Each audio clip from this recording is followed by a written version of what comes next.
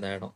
அப்புறம் உங்களுக்குன்னு செப்பரேட்டாக ஒரு மொபைல் நம்பர் வச்சுக்கோங்க. இந்த இன்ஃபர்மேஷன்ஸ் எப்போவுமே ஆக்டிவாக இருக்கக்கூடிய ஒரு மொபைல் நம்பர். வீட்டில் எந்த நம்பர்னாலும் ஓகே. பட் வீட்டில் ஆக்டிவாக இருக்கணும் அந்த நம்பர். சம்டைம்ஸ் பிஎஸ்என்எல் வச்சுருப்பாங்க. ஊரில் டவர் சும்மா செகண்டரி சிம்மாக வீட்டில் வச்சுருந்துருப்பீங்க.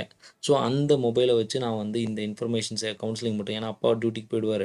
ஸோ இது ஒன்று தான் வீட்டில் இருக்கும். ஸோ இதில் தான் மெசேஜோ வெரிஃபிகேஷன் கூட வரணும் அப்படின்னா அது கண்டிப்பாக ரீசார்ஜ் பண்ணியிருக்கணும். ஸோ அப்போ ரீசார்ஜிங் ப்ராப்பராக இருக்கா, இந்த விஷயத்த அது நம்பர் ஆக்டிவில் இருக்கா அப்படின்றத என்ஷூர் பண்ணிக்கங்க. இன்கமிங் அவுட் கோயிங் போகிறது முக்கியம் இல்லை. நிறைய டைமில் இன்கமிங் அவுட் கோயிங் போகும், ஆனால் மெசேஜ் சென்ட் ஆகாது, ஓடிபி சென்ட் ஆகாது. இது ஏகப்பட்ட பிரச்சனையாக இருக்கும்.